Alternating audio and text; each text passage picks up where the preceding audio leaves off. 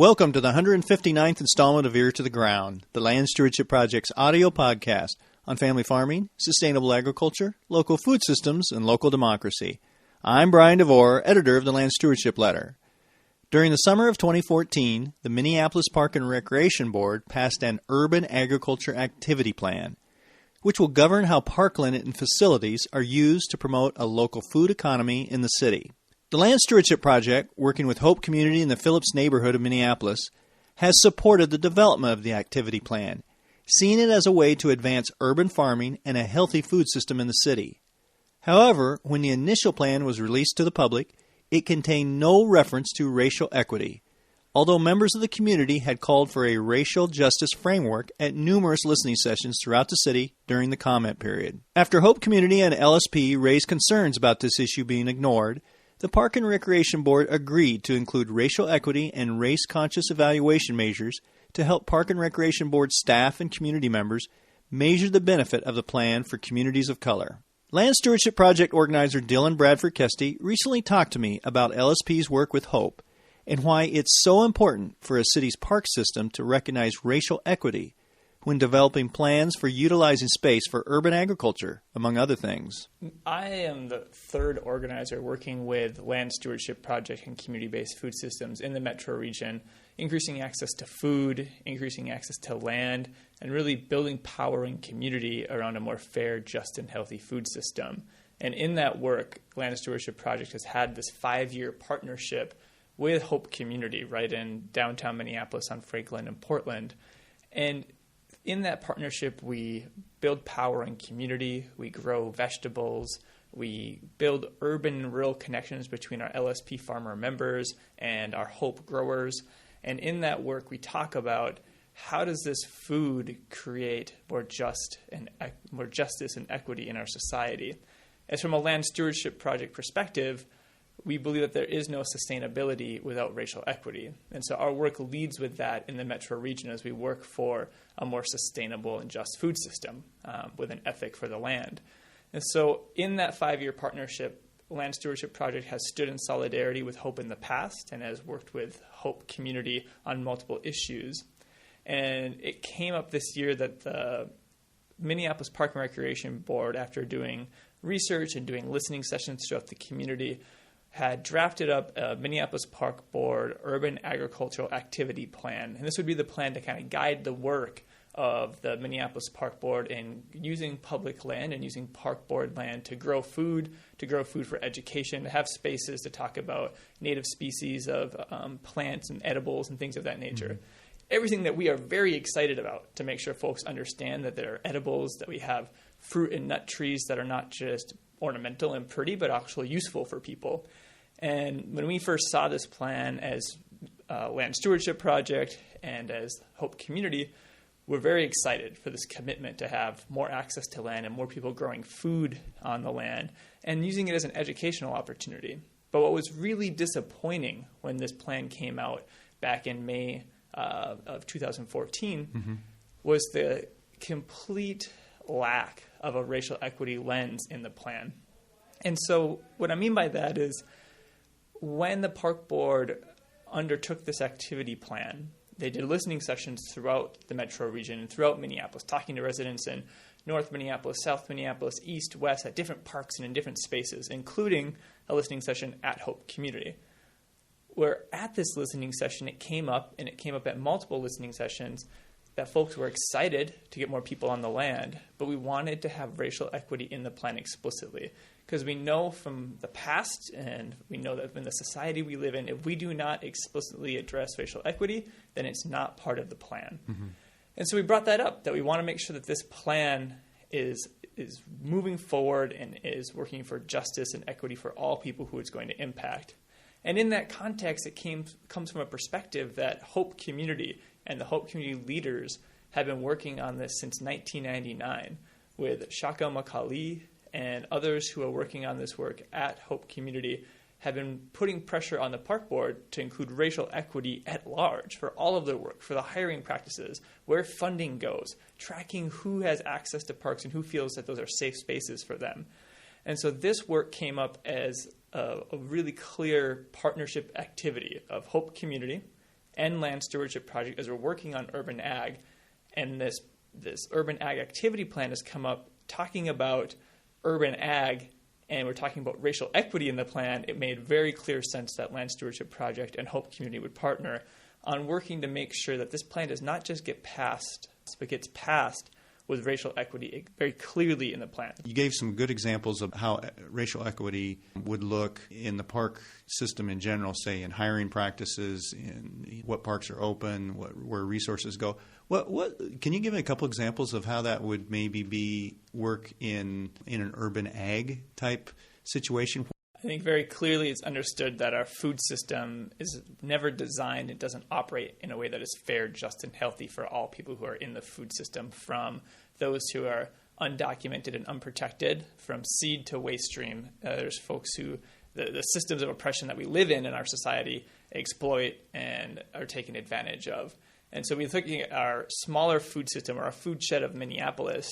We have a system that we know low-income families and communities of color are disproportionately impacted by this unjust and unhealthy food system, with a lack of access to healthy food options, with not having access to land, be it families who have agricultural experience who are pushed off the land and are marginalized out of the system. We have a system that pushes unhealthy, cheap, fast food into these communities and does not have the same amenities as many of the other communities in Minneapolis that are more white or more affluent, that have many healthy food options. Mm-hmm.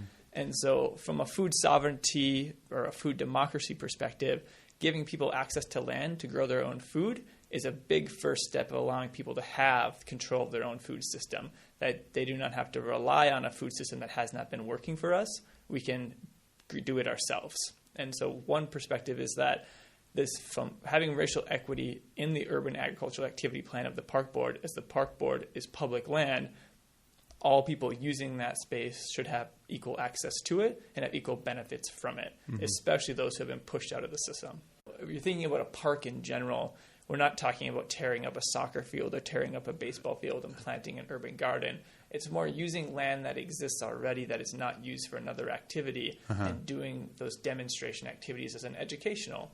So when you sign up for a summer class, or your children are at the park, they might take a football class, but they could also take a class in urban gardening and then do a salsas or jam or jelly class for value-added products. And I think that is creating a food system that's reconnecting us to our food and reconnecting folks to that farm beginnings as an opportunity for them to do something in the future that is healthy and life-giving for our community. I think that's an important point to make. You're not calling on tearing up soccer fields and that. This is land that maybe it's the park board controls, but it's not being really used much for anything else right now. Yep, it's public space and it's public land, and the community has spoken and said we want to do this. And we're not talking about creating a urban farm that is massive. It's, I think, a lot of demonstration stuff to do education and some food to be grown for people to eat, to increase access to healthy local food, which is fantastic. But I think it's one step on a journey of redefining our food system.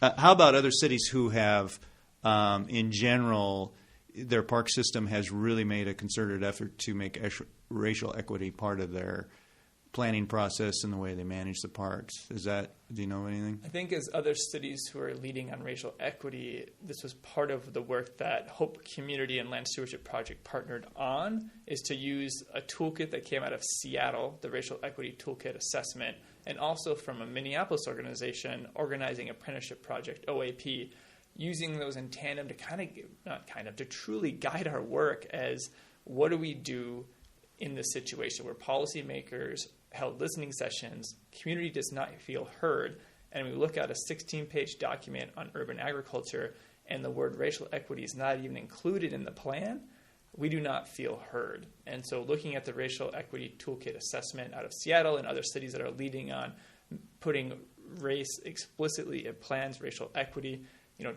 leading the charge on racial justice nationally, we did look at other cities like Seattle as a model. So give me a little idea. You touched on that a little bit. These meetings, I think maybe the park board was a little surprised at how much people reacted to not being heard. Back in May, Land Stewardship Project and Hope Community received an email from the park board that in the next 9 days there was going to be a hearing. So there was a hearing then on May 21st. So we had 9 days notice to get folks together to talk about this. And I think that kind of points to the reality that it was maybe assumed that this plan was good to go and it was ready to pass. And I would just echo that we were excited about growing food on public land, but as you said, we weren't heard on the other aspects of this plan. So we did organize about 38 people as speakers to show up. We had over 40 people there with us in solidarity.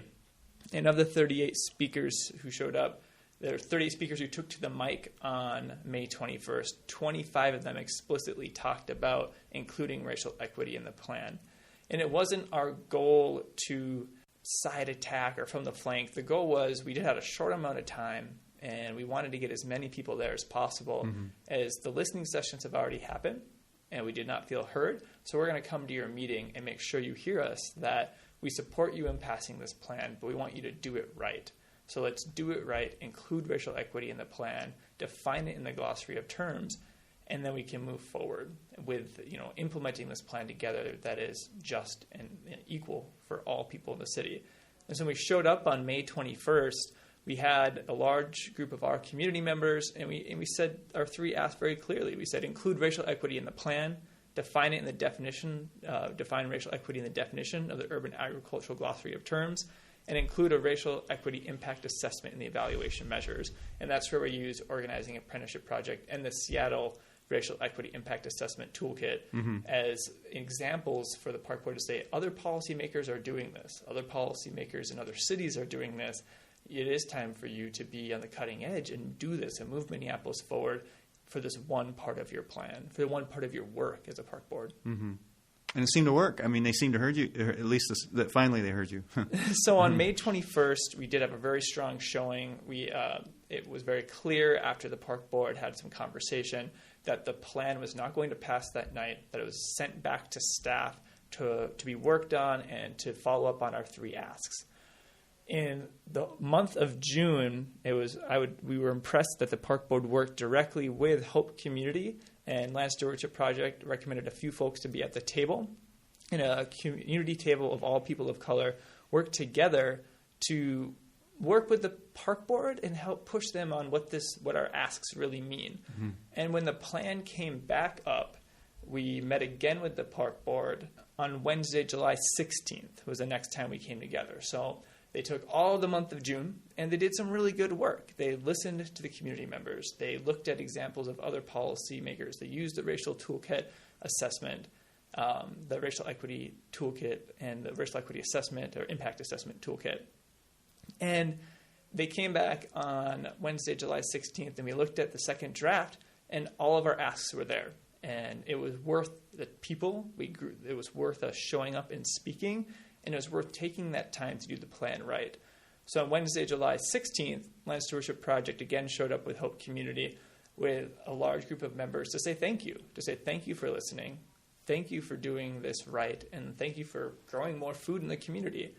And we also pushed back a little bit to say you're doing this right in this section of your work, but we know for many years members of the Minneapolis community have been putting pressure on you to see racial equity Park Board wide. So we want to see you do this Park Board wide, put this everywhere. We know that you turned down a month ago an opportunity to have a third-party audit of your hiring and firing practices after you're being questioned for racist and discriminatory practices in your hiring and firing practices. So way to go in this one section of your work. You move forward. But now let's talk about all of your work as a Park Board and how do we include racial equity in all of your work.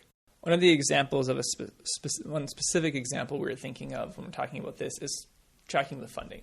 You can see where money has been spent on parks in different communities in Minneapolis, and the racial equity assessment for this is to look at where that funding is going and which communities are benefiting, which communities are being left out or pushed out. And so I think that is one example to make sure that the funding is equitable regardless of your race, class, or gender, or sexual orientation, that all people are getting access to this opportunity to grow food on public land. And explicitly making sure that there's racial equity in the distribution of the funds from all across Minneapolis, regardless of your zip code. When I was 15 and 16, one of my first jobs up in Duluth, Minnesota, was working for Parks and Recreation in Duluth. And I was like, this is the best job in the world. I get paid to play with kids and go canoeing and kayaking and hiking and things of that nature. I think adding another layer to that about healthy and active living is this next step. And some of that is happening, but if we're growing food on public land, we're introducing youth, and if it has a racial equity component, it's not just in white communities, it's not just in wealthy communities, it's not just in community A, B, or C, it's in all communities. And that means all youth will have access to these programs, talking about how do we grow food? Where do we grow food? What are foods that you might not have access to on your daily diet because your family might not use them? Or I've been introduced to so many new foods with the work I'm doing with Hope Community, growing food with the residents of Hope, that we can talk about, cooking, culture, and community. What types of foods do you eat with your family? And what types of foods do I eat with my family? And sharing those ideas and recipes and cooking new foods together.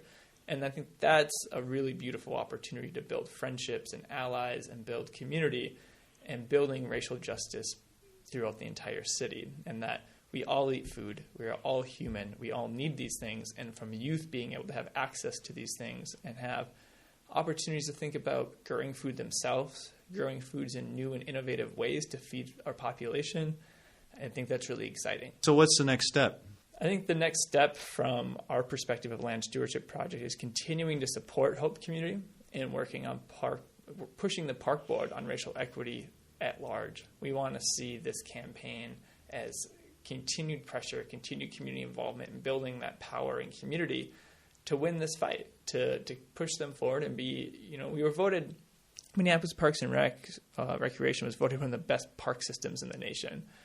But what I think is sad about that is we don't have a strong racial equity component to our parks. And so why don't we be the best park board in the nation that is also leading on racial equity? So this is an opportunity for policymakers to be leaders. This is an opportunity for policymakers to be innovators nationwide and to really work for a park system that is equitable and just for everybody. So it's a park system for everybody.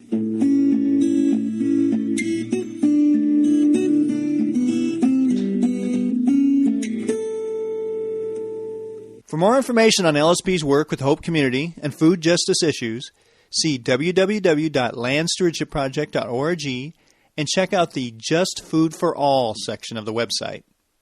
If you have comments or suggestions about this podcast, contact Brian DeVore at bdevore@landstewardshipproject.org, or you can call 612-722-6377. Thanks to Laura Borgendale, a Western Minnesota musician, for Ear to the Ground's theme music. And a special thank you to all of Land Stewardship Project's members who make initiatives such as this podcast possible. If you're not a member, visit landstewardshipproject.org to learn how you can support LSP. Thanks for listening.